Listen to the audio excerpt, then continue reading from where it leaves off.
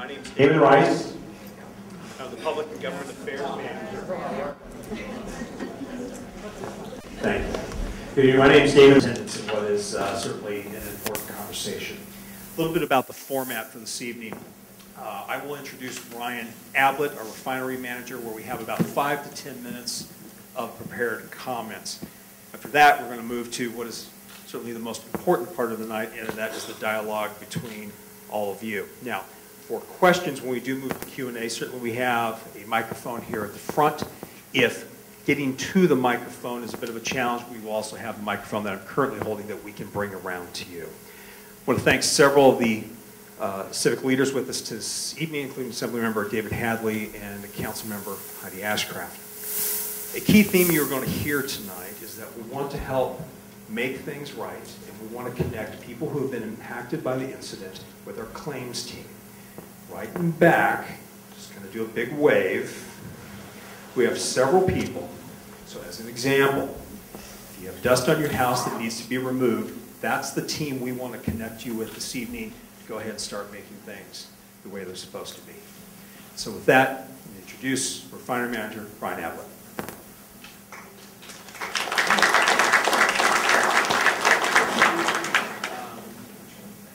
I'll try this. Oh, yep, that works. Good evening. Thanks for coming. As Damon mentioned, I'm the refinery manager here in Torrance. I've been here for about 9 months, but I've worked for Exxon Mobil for 27 years across different parts of the world. A number of you I know already through our community activities, so I'm pleased to see some friendly faces in the audience. I want to start by apologizing. On Wednesday, we messed up. It doesn't feel good, and I'm sorry. But what we're here to do tonight is to try and put it right. To explain what happened, why it happened, to share some information that we have, and as Damon said, to connect you with some of the people in our claims department who can help you clean up so we can all put it right. A lot of you will know we're a key part of the community here in Torrance. The refinery is committed to being a good neighbour. We try to be a good neighbour, and we always place safety at the top of our agenda, every day, every week. Our refinery team has been here, well, not the same team, but the refinery has been here for some 86 years. And our refinery team is well known to all of you.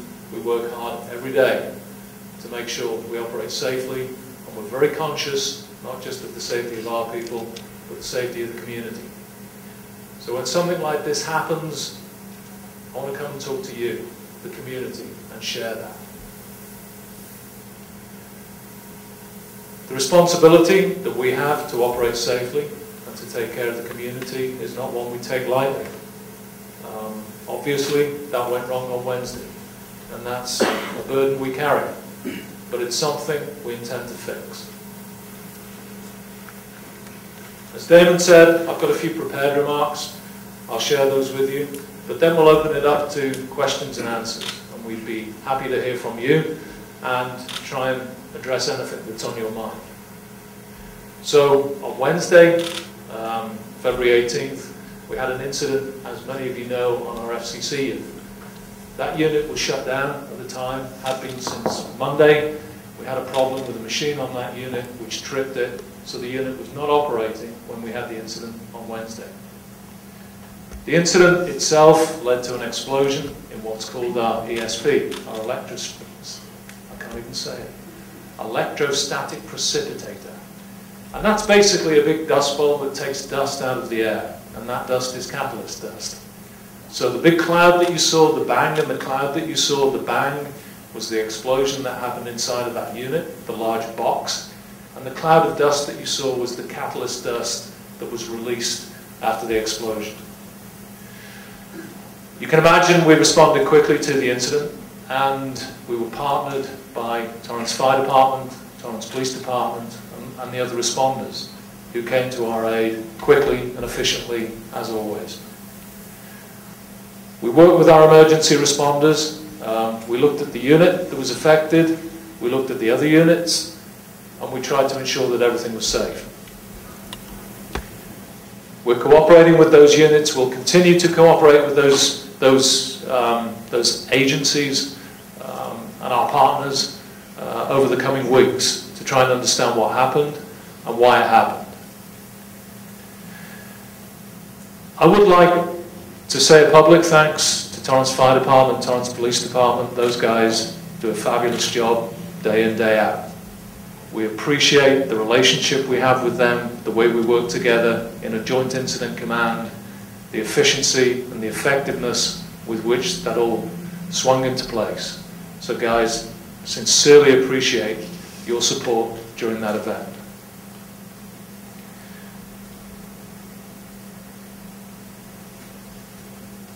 Before I go on, I think what I need to say is our first concern after the incident happened was for people.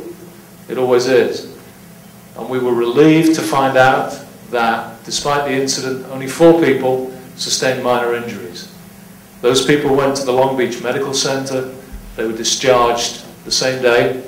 And the sort of injuries they had were grazes, minor cuts, things that could be cleaned up, patched up, and they were sent on their way. So during the course of an incident like that, you can imagine there's a lot of things run through your head. And the first thing that ran through my head, our heads, was the safety of the people inside the fence and outside of the fence. So when we got the signal that everyone had been accounted for, everyone was safe, that was quite a relief. So we did it again. We did a second check to make sure everyone was safe. And when we did that, we did it a third time. So that was one of the things we are very thankful for last Wednesday. In effect, nobody got seriously hurt. I mentioned we've got a series of folks, a group of folks at the back of the room.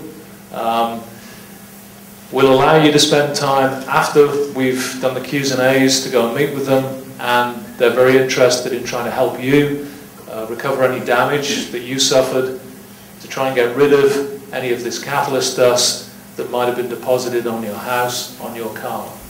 We are committed to fix this problem, and we will do that.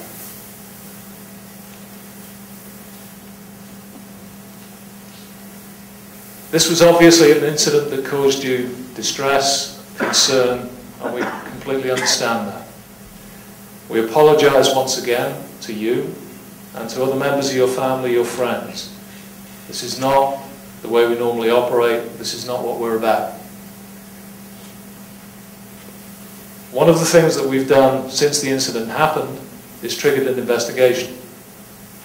We have an internal investigation team that's set up and operating.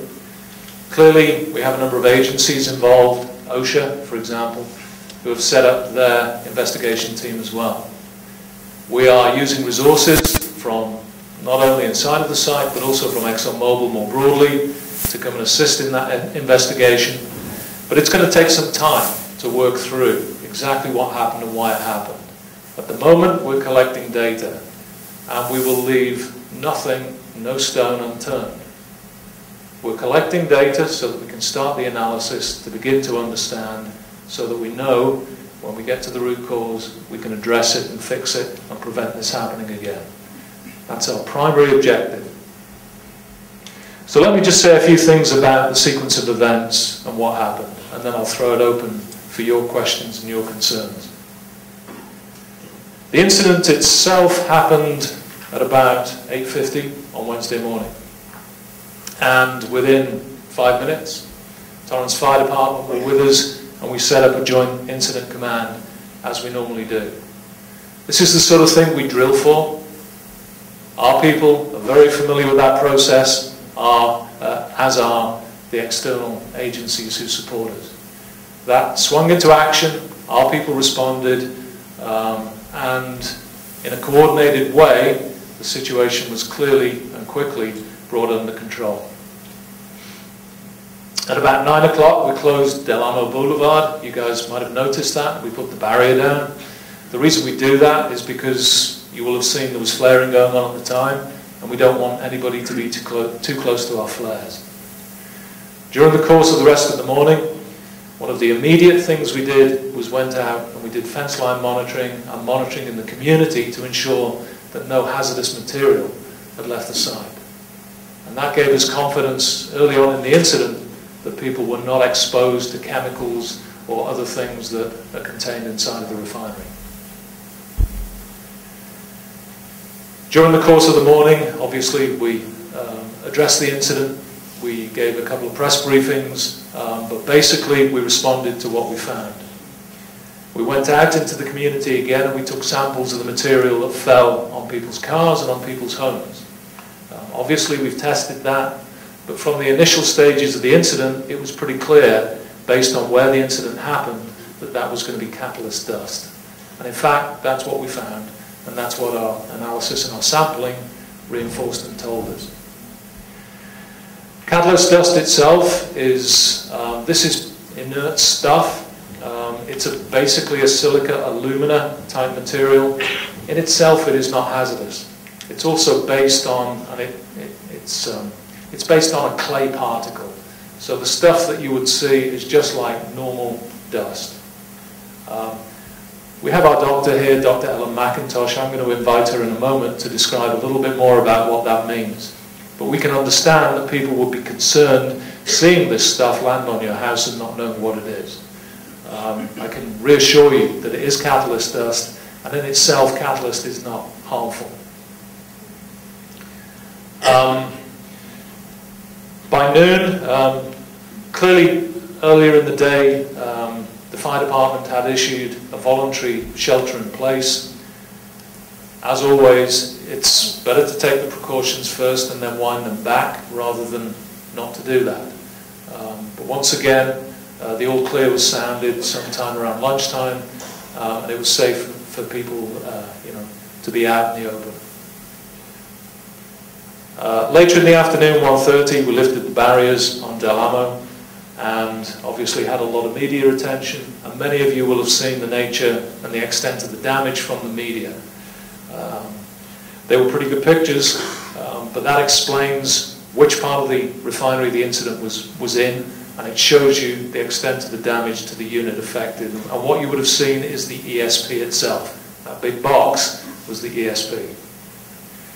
So basically we continued to work through the day until it was all clear, sounded the all clear, and stood down the immediate incident response team. Over the last 24 hours, we've been looking at the rest of our operation and making sure that that operation was safe to continue. The refinery is not shut down. Many of our units are operating, and I can assure you they're operating safely. We know that because we've checked them, we've tested them, and we continue to monitor them. We would not operate if we did not feel it was safe to do so. In terms of what's next, I mentioned already we have the investigation. That's been triggered. That will take some time. But in the meantime, we'll make sure and we'll continue to work with the units that are running, again, to ensure that they're operating safely. And at some point, we'll start to think about what the level of damage is and how quickly we can make the repair. I have to say right now, that's not our priority. Our priority today is to make sure the community is okay, that we can fix the problem that we caused for you guys, and that we can make sure that we operate safely on an ongoing basis. When we've done that, we'll worry about what the damage was and how to go and repair the damage. And then we'll put a timeline in place to address that. So in terms of prepared remarks, that's mostly what I have. I don't have a huge amount of information at this stage about the level of the damage or the cause of the incident. It will take time to drill through that. So I can't share much more on that because it's uncertain. I do want to, again, thank you for coming. I do want to make sure we open a discussion and a dialogue. I do recognise that you were affected by this and will have been concerned by it. And I do want to assure you that the safety of our people and your safety is right at the top of our priority list. And we will not compromise that. We will put this right. So, at that point, I would like to open it up to any questions and thoughts that are on your mind.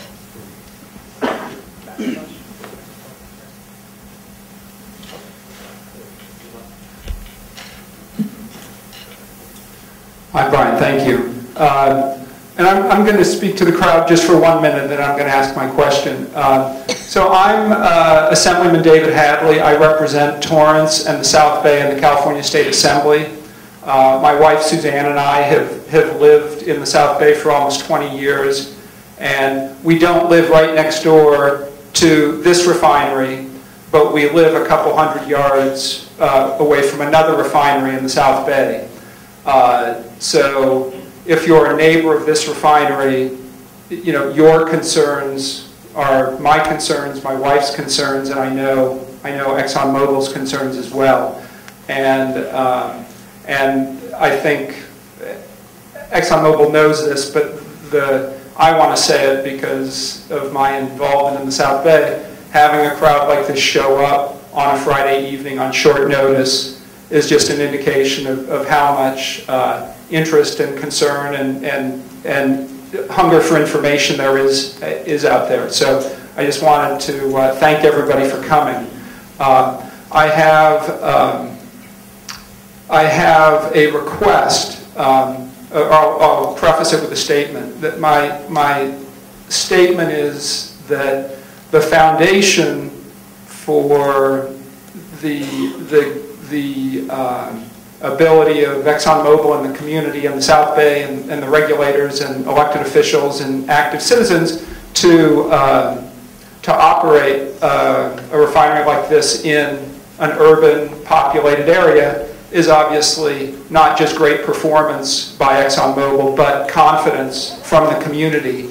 And the request I have is that just in talking to people in the last day, there's some confusion about how they should be finding out about this. We know you have the drills with the alarm bells, with some residents who've been here longer. We know about previous phone tree types of technologies that you've used in the past. And I think in addition to your review of your procedures, my request is that you really make sure that how you will communicate with the community in real time is an essential part of your review of your reaction to the whole event. One of my business mentors taught me that nobody in life is perfect, but in high-stakes situations our response needs to be perfect. And we need to inspire confidence in the community or we have a really big problem. So I'm requesting that you include how to make sure people are informed accurately and that they have confidence that they're being informed as part of your review. We certainly will. The city has a good communication system which we used during the course of the incident, but I think you're right in saying you always think you're communicating more than perhaps you are, and you can never communicate too much. As part of the incident review in the course of the incident, of course, we'll take a debrief on everything that happened from the initial incident at 9 a.m. on Wednesday morning, and our response to that incident, and we'll trawl through exactly how that happened, how we communicated, whether it was adequate, and of course all the agencies will work together with us to debrief on that and improve that. Every time we go through this we learn lessons, and you can be assured that we will, and we'll look specifically at the communication. We have a question. That's a question? I have a question. Sure. I have a question. My name is Jean Severance. I've lived on Edgemere Drive, about 2 miles west of the refinery, for 53 years. And we hear the siren every month when it's being tested. It's a very quiet, nice neighborhood. We were having company come at 10 o'clock that morning, so I had just fixed the patio just so, and everything was cleaned off, new cushions put out, and my husband went out to look around. We did not hear anything or see anything. No siren. And so he came in. A few years ago, we had an incident with a neighbor, which involved dust on our plants and everything. So our first thought was, oh my gosh, he's at it again. So we went out, mad, huffing and puffing, cleaning everything off, white powder everywhere, and finally saw a neighbor who was coming back from walking her dogs, and she had seen someone else who said, I think it's the refinery, we're supposed to go inside. Well, we had breathed everything in that we were going to breathe in, and no siren at all. No warning, and I have counted on that warning for all the 53 years. What happened? Well, firstly, again, I've got to apologize for your folk who came round and for dumping ash on your patio. I'm sure it was spectacular, but not afterwards. Yeah, I mean, the way that we looked at that at the time, obviously with Torrance Fire Department, with the city, was the siren is typically used when there's a hazard, an immediate hazard to health. You know, we very quickly went out and we did fence line monitoring, we did community monitoring, and we knew that this was catalyst dust. So this is basically dirt, it's dust. It was considered that that wasn't an immediate and acute hazard to people's health. So that warning system wasn't deployed at the time. Should we? I think it's a good question. And it's, you know, we're going to look at all of this. We're going to look at everything that happened step by step by step by step. And we'll certainly review that as part of the reviews, part of the joint reviews we have with, you know, TFD, Police Department and the city. But, you know, there was a rationale, there was a logic that said this stuff is not harmful, therefore that wasn't deployed. You know, rightly or wrongly, that's how it happened. But I take your point. I take your point. Go ahead. Following up real quick on your alert and warning procedures, the siren, you obviously chose not to use it because you determined that this was a non-hazardous substance. Now, you were testing that, obviously, but was your communication out to the school districts, out to the residents, that they didn't know that they were just told to shelter in place? Now, you know, that was just a statement, I guess. So the question would be, if there was a hazardous release, the plume could obviously go far greater than this dust. It could be I've looked at the records from Citizen Right to Know. Have you planned your siren system or your mass notification system around a catastrophic event? So people outside ear range of just the siren would have proper notification. Yeah, good question. I mean, when you talk about our siren and our response, I mean, essentially that's the city's response system.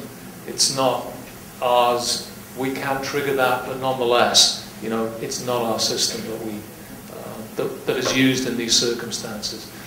Now, clearly, the design of the warning system is intended to be able to encapsulate all of the people who may be affected if such an incident happens.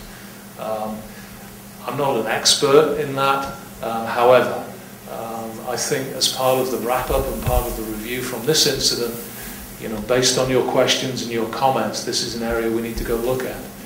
We need to look at that with our partners, with TFD, with the city, and to test, to check that, you know, that's in good shape, and in the event that something different happened, it would reach everybody it needs to reach. So I'm acknowledging the question, and I'm saying we need to go review that. Yeah, absolutely. And this, I don't know if there's city representatives here, but if there's training for the schools, they may be given they may be told to shelter in place, but are they told on the proper procedures of how to do that? Do they have the right tools, visqueen, duct tape, so forth, in every room? That's not your business, but if there's someone from the Unified District here. And then how, is there a reverse 911 or mass notification system for everyone that's not relying upon landlines that citizens could self-register for using cell phones, emails, etc.? I think that'd be a good idea. Again, I believe there's, you know, the information on what shelter in place means, how to shelter in place is available. We need to go test that. Good evening. My name is Brad Camiso. I operate a rental property here Laurel Street, which is west of the incident. So it was an offshore flow of wind. It blew opposite of what it normally does. I brought some photos, but it snowed on our property. And I hear catalyst dust and earth being presented from you as what it is, but I guess I have a question and a couple of questions. But there was an explosion, and there was a fire that followed? No. Okay, so this catalyst dust, it does contain dehydrated aluminums? It contains aluminum, yep. Okay, so dehydrated aluminum is an airborne substance, and it snowed all over our city, and that's toxic. It's not non-toxic. It's not the words that you used. It is, you know, there's medical reports in here, but people breathing this isn't good. And so, you know, I've tried to have people come out. One adjuster came out this morning and looked at it, but no one really tested it for toxicity. We have children playing on the grass. We have older ladies walking through it. We have a dust cloud. And the comment was, well, maybe it just gets washed with soap and water. And so the confidence that I would like to have is, you know, I have this material. I'm curious to have it sampled and what the parts per million of aluminum is and what it is we're actually dealing with. It's not just earth and dust. There are elements to it that pose serious health concerns. And Alzheimer's, you know, I'm getting extensive with it, but the point is, it's not just earth that came down. This is something that's a different sort of substance that what I've heard this evening, it doesn't satisfy me at all. Okay, so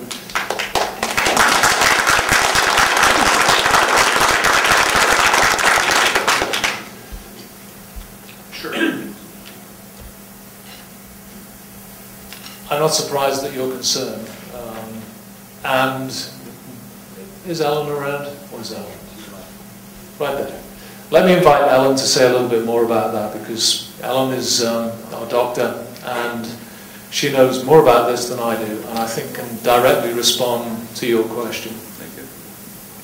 Hello, I'm a physician. I'm an employee of Exxon Mobil. I'm an occupational medicine specialist, and I've worked with the company for 15 years. I also have a master's in public health, and I'm also a clinical faculty at University of California, just so you can kind of get a background on me. My office is physically located in the Torrance Refinery, so I was there with all of the people that were there and all of you, on Wednesday as well. One of the things that I want to reassure you is that although it's not dirt that fell from the sky, it's spent FCC catalyst. We have an MSDS on that. We also have done testing on it. There's aluminum oxides in it, which is different than metallic aluminum. There's amorphous silica, which is different from crystalline silica. I know everybody in this room is savvy, and I know that in the era of the internet and wiki and all that stuff, that every single person got out there who had any kind of access to what it was and has been gathering information. And one of the things that we wanted to do tonight is to find out the information that you think you have and tell you the information we think you have, and put the actual health risks in a realistic format so that your fear of something is realistic to what the hazard actually is. In this particular instance, we've looked at the spent catalyst, and we took samples of the spent catalyst. The city took samples of the spent catalyst, and we had it analyzed to make sure that that's what it really was. And that's what it really was. So it's aluminum oxide, it's silica, amorphous silica, which is a non-crystalline form of silica, and kaolin, which is clay, which is probably what Brian was talking about with the dust. And I mean, if you had, I don't think that dementia and Alzheimer's is a fear that you need to have with any kind of inhalation of this particular catalyst. This catalyst is, if you inhale it, you can get some irritation. It can cause you to cough. Sometimes if you're an asthmatic, it can cause you to have some wheezing because it's an irritant, and things that are irritating can do that. As far as long-term and short-term health effects, there aren't any that are significant from this catalyst. You're making legal statements right now that are massive, so I appreciate what you're saying. I'm making statements that we've analyzed the catalyst, and I'm making statements that are truthful, and I'm making. You represent the company, though, is the concern. I mean, so I have material. Can I bring it to an independent contractor? Somebody within your company will pay for it. We can put it in the newspaper and show exactly what it is. Not taking your word for it, but an independent company, so we know that the rain, where it washes down, grass, and the children playing on the lawns, my vegetable garden, it's okay to eat all this stuff. I mean, how far do we don't have anything other than it's just dust, and now it's a little different. So we need to know what really it is so we all can relax. But just by hearing we took samples and it's fine, doesn't work. It needs to be a little more than that. Well, I didn't actually say we took samples and it's fine. I said we took samples and it's FCC spent catalyst. We have samples that were taken by us and by independent people. As far as, you can talk to the claims adjusters, and I'm not sure what they're paying for as far as independent sample or whatever. You have to keep in mind, though, too, that if you're scooping something off the ground, you're picking up part of the ground with it, too. But there's multiple samples that have been taken, and what I'm telling you is based on that. It's not based on pie in the sky or making it up. It's based on the actual samples that we have. So nothing in that dust is hazardous whatsoever, no matter what the parts per million is? I'm trying to answer that honestly. Spent catalyst that we have is composed of, aluminum oxide. It's composed of kaolin, which is clay, and it's composed of amorphous silica. That when you pick up samples from different locations, you can get things from different locations. So if you picked up the sample from the street and somebody had, cleaned their car on the street, you're going to pick up things that were on the car. So that, it depends on how the sample was collected, and that's why it's important to do quality control and that sort of thing. So, what I'm saying to you is it is an irritant, and in sensitive people, people who have asthma or allergies, it can cause some respiratory symptoms. It snowed on our property, so it's everywhere, every square inch, and it's still there. No one's touched anything, and it's just soaking into the sand, soaking into the dirt, soaking into the soil, in the roofs, in our cars. We're walking through it. It's in our homes. It's there, and it's a lot. Maybe not everywhere, but the photos I have, and I'll show you guys when we're done here, it was massive concern. And so I won't take any more time, but the health concern is probably why most people are here. Some people want a car wash. That's not, these people in the back aren't the ones that are going to cure my problem. They're claims adjusters. We don't even know how to clean it yet unless somebody's really certain it's not hazardous beyond what you're saying, and then how it's cleaned. Because to wash it all down the driveway and it to go in the ocean, yeah, I did go on the internet. It's toxic stuff. Aluminum's not good. Dehydrated aluminum is part of it.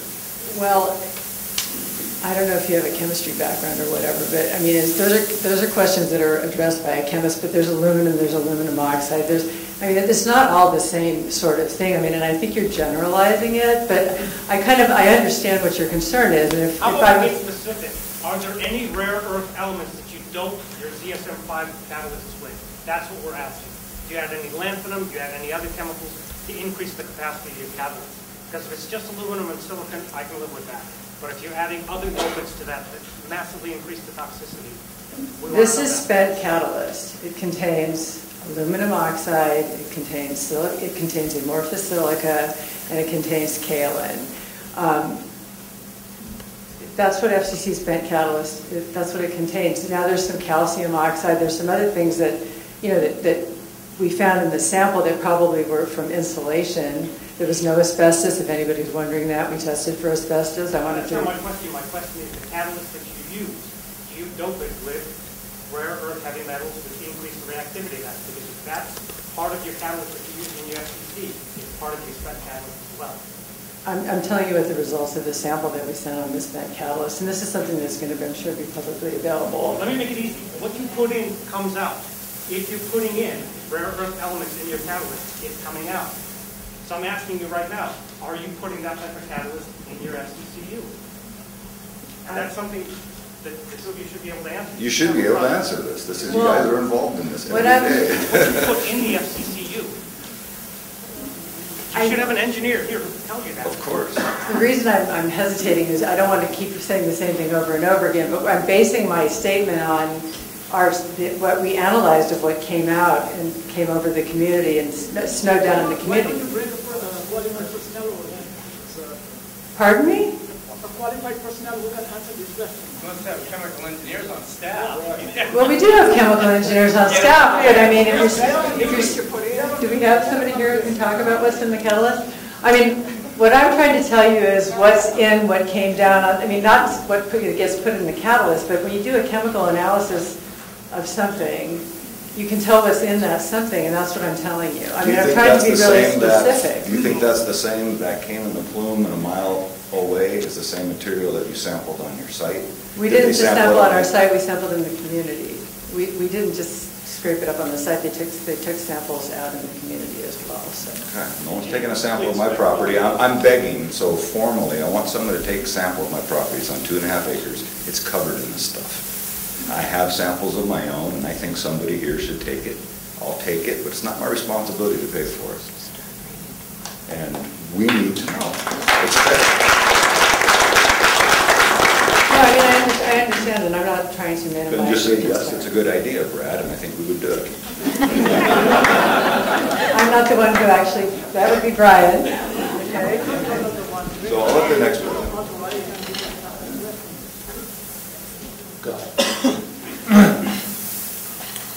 Good evening. My name is Ulrich Blättler.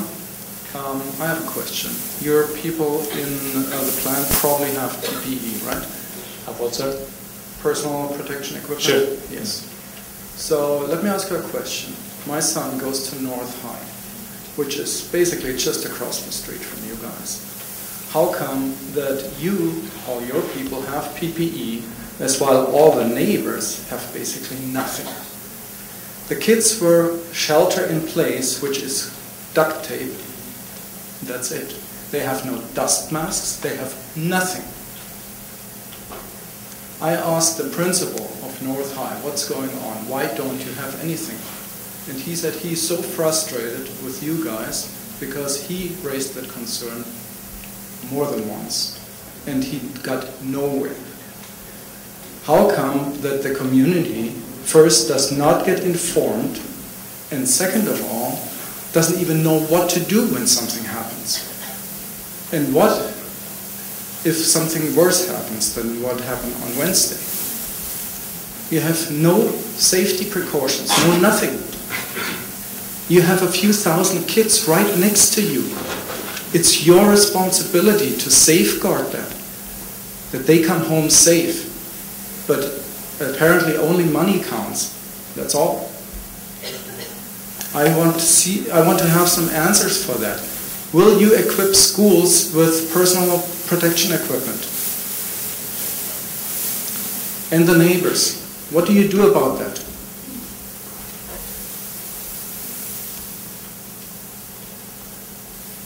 Well,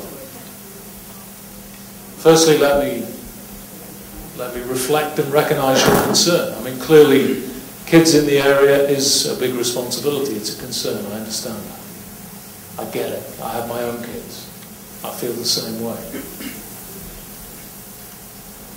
PPE, money, I mean, that's not the issue here. The issue here is about making sure that people are safe and people are protected. And we're willing to do whatever needs to happen to make sure people are safe and people are protected. Told me they sheltered in place. They were the only ones that went out. They had no clue what was happening. They had no clue if there's toxic stuff in the air. How can you communicate to them what is in the air? And if something really bad is in the air, what can they do? They have nothing in place, not even a 50-cent dust mask. Don't you feel responsible for that? I feel responsible for everything. So what do you do about that? What we do about that and how we translate that. I mean, the first thing you need to know is the communication. Generally is not from us, it's from the city, using their emergency response system. So, that's clearly a joint activity. Why can that not be a direct line from you guys to that? And that's mainly because of how come the alarms don't even go up? Well, again, that's because of the way the Joint Incident Command System is set up. Well, and something is wrong there. If there's gaps in the Joint Incident Command System, if there's gaps in the communication, we'll look at that. We need to understand that, we'll look at that. This is not about money, this is not about we don't care. We do care, we care deeply. Well, the only thing I hear here is but I can't see anything. I mean, it's not the first incident that happened, right? It's the first incident that's happened for some time. Some time. But for me, that's a wake-up call right now. You should do something, and you should commit to the community and say, we do this, this, and this. Right. You have to have a plan of action, what's coming next. I don't hear any of that. Nothing. Well, okay, so let me start by saying it's a wake-up call. I'm not sure we were asleep, I don't think we were, but nonetheless, every incident is an opportunity to say, have we got the right things in place? Are we doing the right things? Have we dealt with it in the right way? Was the communication right? Should we have used the sirens? Those are all fair and reasonable questions. Right now, we haven't gone back and we haven't had that discussion. We haven't gone back and said, let's debrief on every stage of the incident. Who said what? Who communicated to whom? Was that communication clear? Did the people who needed to know about this know about this? If not, why not? And how would we resolve this? That's all part of the follow-up and part of the investigation, and that will happen. That will absolutely happen.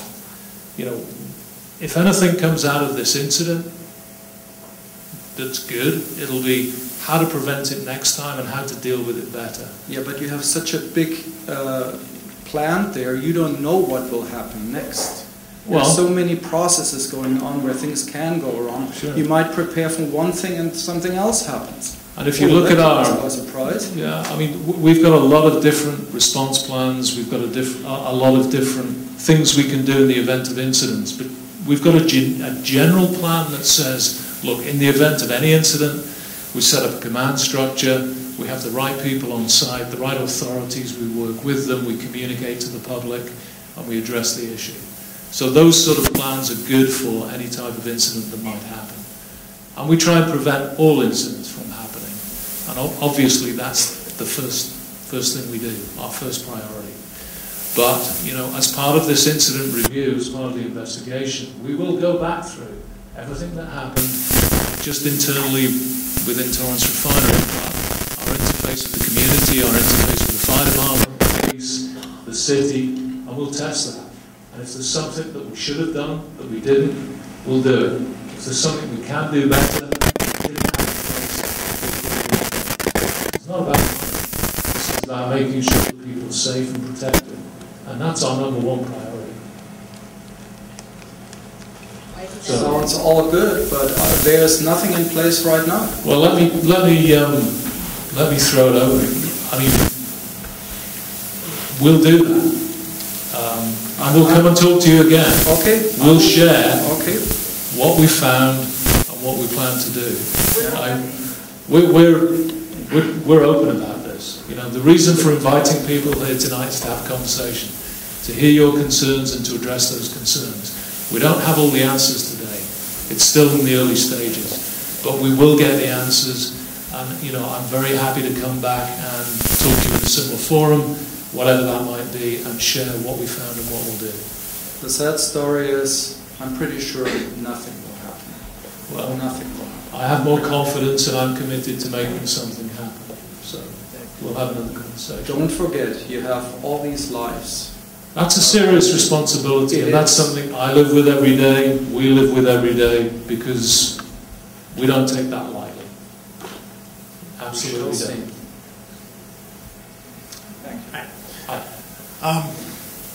Number one, I think it's curious. It seems like the fastest reaction is an excuse to raise the cost of gas. I'd like just to request, I don't want to belabor this, and there's a lot of other people.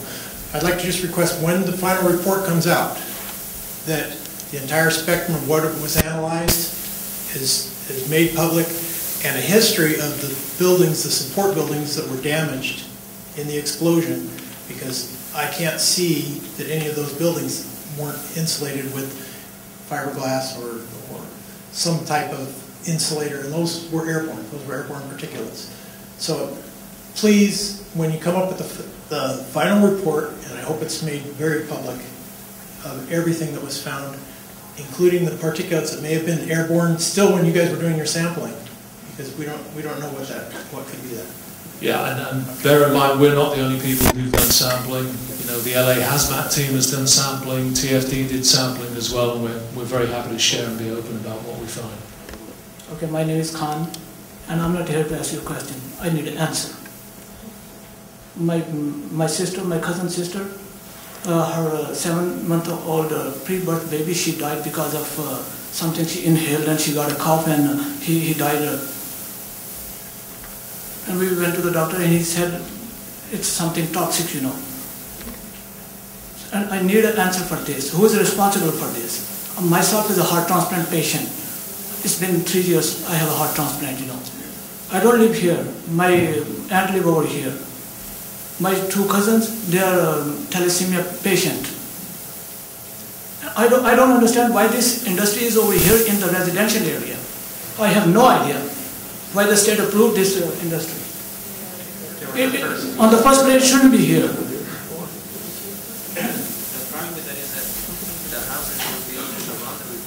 Well, the state approved those housing. Even in China, they bring out if we have this big community, well, they should remove this industry and take it over somewhere else. We are not here with you. I'm not from India. I'm sorry, it's your wrong guess. I'm from Pakistan. No, it's not the same thing. It's 2 different countries. Okay, maybe we can stop this geographically today. Okay, who is responsible for that killing? That pre-birth killing? You people. I'm not even sure I can answer your question. I knew about it. I didn't come here to ask you any question. I need an answer only. I knew you're not going to answer me because you don't have an answer. You're right. Yeah, I'm right. I'm 100% right. And you have to be responsible for that. Well, let me start by, it sounds like you've had a tragic loss. We have a crack in our house, in the wall. We are very close to your refinery, Gate 7. We are opposites of the Gate 7. We've got a team of people at the back that I've mentioned already. If there's issues with damage, I don't know if anybody else went through with this. We lost a baby. And losing a baby is tragic. Absolutely.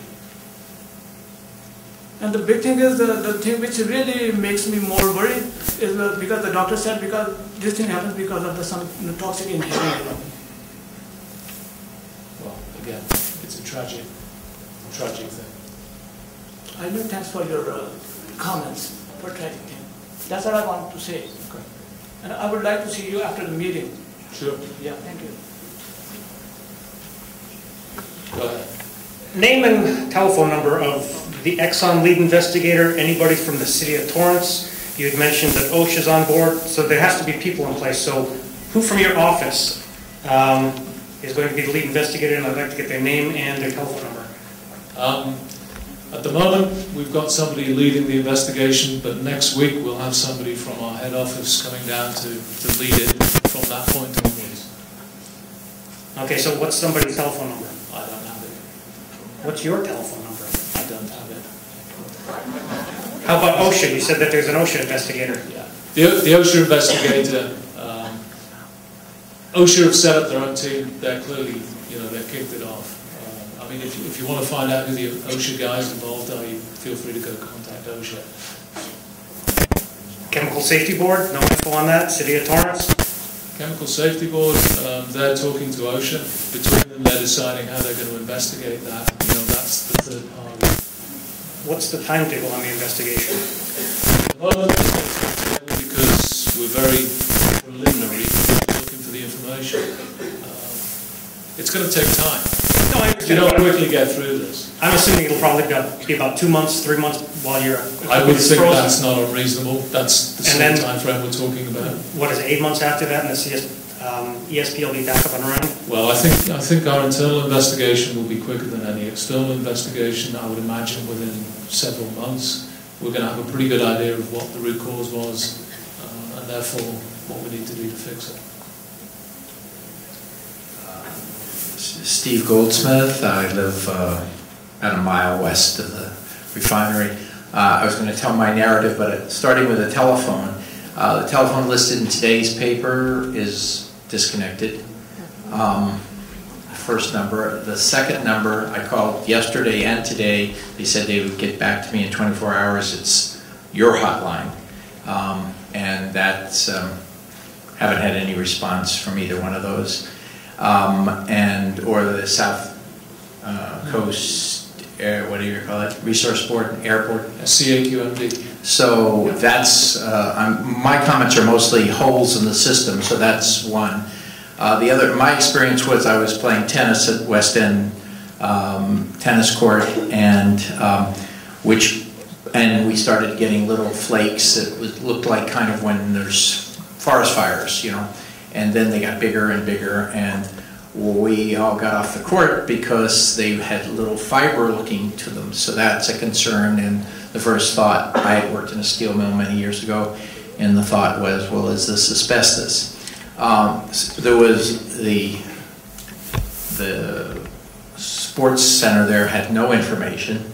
I went home, there was nothing on the news, and then finally I think it was Channel 7 that was carrying it, flying over saying there's no toxic air quality issues.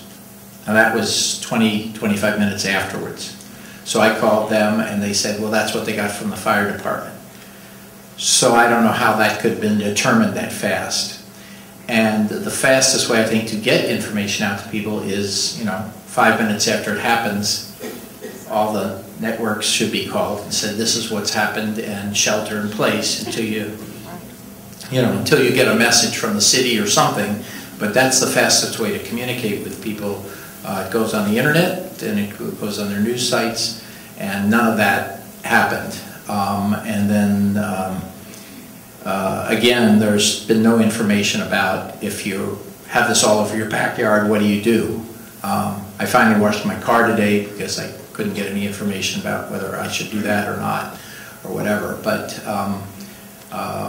you know, that's, I don't know what the car wash place does with the water, but it's, you know, this whole community has been polluted with something, whether it's toxic or not. And we know even just dust, right, is bad for you to be inhaling it. So I think to minimize it is a big mistake, and I think that the communication needs to be vastly improved, and I think protection equipment, because as people have said, this was a lucky thing in the sense that it wasn't more disastrous. And then also the idea of massive flaring as having no air quality impact is, you know, is not true. You know, it's absolutely has to be probably done because you can't shut off the system, but you have to acknowledge that that's an air quality. And I did it. I don't know if it was related, but when I got home, I went out to say something to my neighbor, and I was having stinging in my eyes, and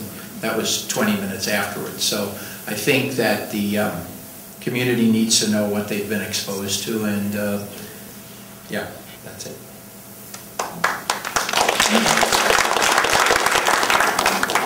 Thanks for your comments. Certainly if you've tried to get in touch and we've not responded to your calls, I apologise. There's a bunch of people at the back who you can talk to directly. I'm not going to repeat the answers to the previous questions because it's going to sound samey, but I do appreciate your comments and your concerns, and those are things we will consider as we learn the lessons from this incident. We'll continue to try and be open. We will be open. We'll share what we learned. We'll share what we're going to do about it. So again, appreciate the input and respect and recognise why you'd be concerned. My name is Joe Mendez. I live over on Mariner in Del Amo, and we got a lot of the catalyst dust, but we also got a lot of insulation, just globs of it, a lot of insulation. A lot of it was airborne, so it does raise a concern. I tried to wash some of the catalyst off my sidewalk, and it did leave stains. So I don't know what's going to be done about that. I haven't seen anyone come down to that area and do any sampling or anything like that. I heard some things that I don't like here. When people say, you've been here 100 years, it's time to leave. I don't agree with that. Okay, we have enough industry. We don't need somebody, you guys leaving with Toyota. Okay, you supply a lot of jobs in this area. We appreciate it. But we certainly don't want you to go back to the 80s. Because if you know the history of this refinery, and some of the refineries in the South Bay, it was a horrendous history. And we certainly want you in your report to let us know what you're doing to improve your efforts, because it has been quiet, but you are a city within a city. So we don't know what goes on 24/7 behind your closed gates. Hopefully it's all good. But we want to know that you're supplying the adequate personnel and that you are doing things to make it better. I'm kind of a historian, and I was born and raised in Torrance in the South Bay. And when I see old pictures, when I go into these old restaurants, I see oil derricks as far as the eye can see. But I chose to stay here, and I chose to live here, and I chose to live next to refineries. And I understand the flaring and all the different stuff that goes on. You know, but at one time we had steel plants, like the gentleman that was here on every corner. But now we have to coexist. I don't want you leaving, but I want you to be safe. Thank you.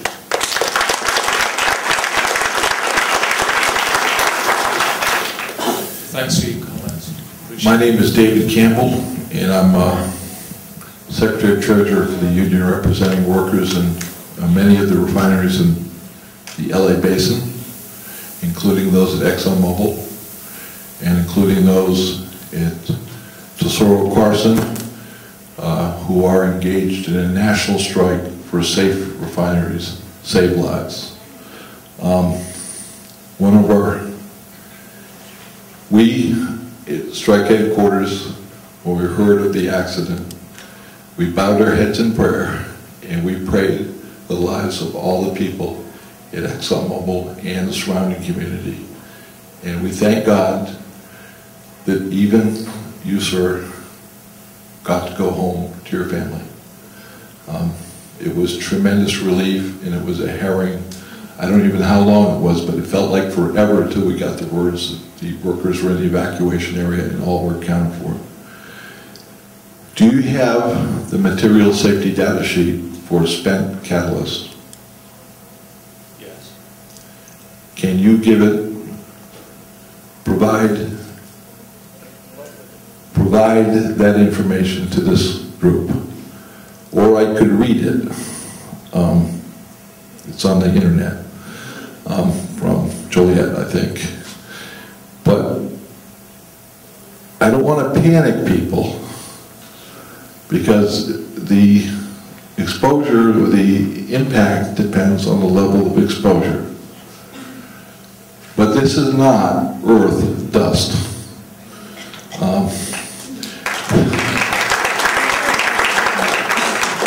This contains heavy metals, aromatic oils, and other hazardous components. May cause serious skin disorders such as skin cancer on prolonged repeated skin contact. Inhalation of fumes or dust can cause throat irritation, as the doctor said. Long-term exposure by inhalation to some forms of heavy metals may cause cancer in laboratory animals. That's what the MSDS says. The United Steelworkers, Bruce, will take your sample and have it independently tested. The United Steelworkers, to the gentleman from the school, will provide your children with dust masks. Thank you.